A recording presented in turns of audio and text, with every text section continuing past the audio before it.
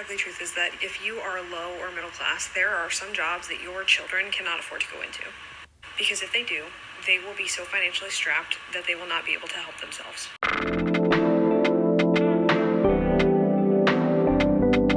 The very ugly truth is that if you are low or middle class, there are some jobs that your children cannot afford to go into. Because if they do, they will be so financially strapped that they will not be able to help themselves. It does not matter if their passion is to do whatever that is. They will not be able to afford to put a roof over their head, pay for groceries, and also exist. And pretending otherwise is a massive disservice to them. Not just a massive disservice, but cruel. It's cruel. Because they are going to have a collision with reality, and it is going to be very ugly and very hard, and they're going to undergo a lot of financial stress. All because you didn't have a conversation with them where you said, hey, how much money do you need to actually exist and pay your bills? And it's not capitalist or whatever. This is every single person on planet Earth, in every single country, everywhere, needs to have food to put in their mouth, clothes to put on their backs, and a roof over their head. Doesn't matter where you're from, doesn't matter. You have to do it. Where you live dictates how you have to get those things.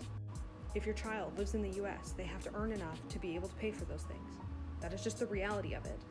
And hinging their financial stability on government loans, government bailouts, or a systemic overhaul of entire systems is not a realistic way to help them succeed into the future. It is cruel and it is unkind. So ask your high schoolers how much money they need in order to exist.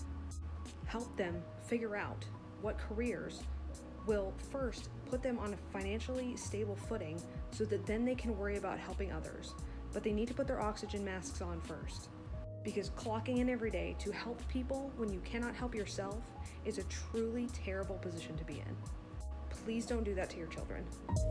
So, this is for Black children in the lower and middle class. You don't have the privilege to study what you want.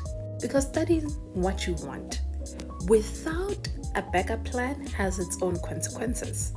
Unless you're a rich Black child, you come from a family that's well connected, getting such a degree will help in advancing your career because you already have leverage, and that's something the middle and the lower class Black families do not have. Since majority of us who come from low and middle class families, we don't have such discussions with our children, they end up taking degrees without any leverage, without any backup, then they end up at home, financially dependent on someone. What also parents don't tell their children is that this is not something that you should be told in high school. As a Black child, you build a portfolio like any other race of child. You need to make sure that you are exceptional because we live in a system that's oppressive.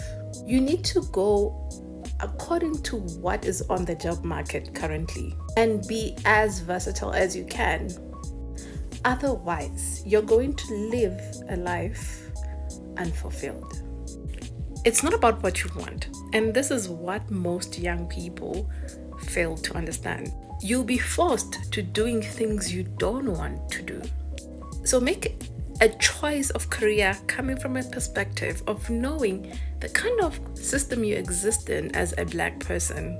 Now, with that said, I'm not saying any degree is useless. Any degree is good when it is utilized to its fullest potential.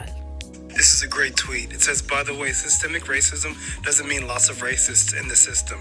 It means that even if there were 0 racists present, the system would still disproportionately harm people of certain races. It's baffling that lots of educated folks don't understand this concept. So I made this table so that we can see what systemic racism and structural racism looks like within schools. Within racism, it looks like racial profiling by police departments and across institutions, disparate policing practices linked to disproportionate incarceration rates of minorities. Basically, this table illustrates that systemic racism operates within isolated institutions through policies, practices, and norms, whereas structural racism emerges through the interconnections between disparate policies and systems that drive broader socioeconomic inequalities. I hope this makes it a little bit easier to understand what systemic and structural racism looks like, at least within our school system. You as a white person have to go on a deeper level to understand statistically why it is so for Black people.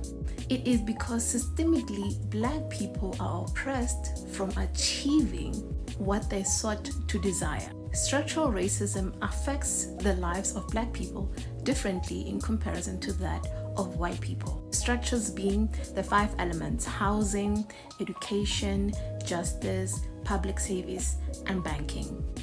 Individual racism, right? A person believing in white supremacy telling or laughing at a racist joke, sharing racist post on social media.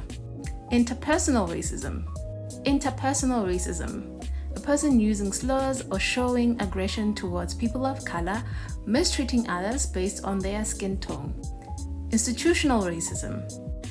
A hiring manager disqualifies candidates based on their names, citing a cultural fit that's actually discriminatory. It is like when job posts say Afrikaans speaking only, knowing that there's a certain portion of people in this country who speak Afrikaans, majority of them being white people. Systemic oppression. A social worker department lacks diversity among staff and students despite training them to service communities of color.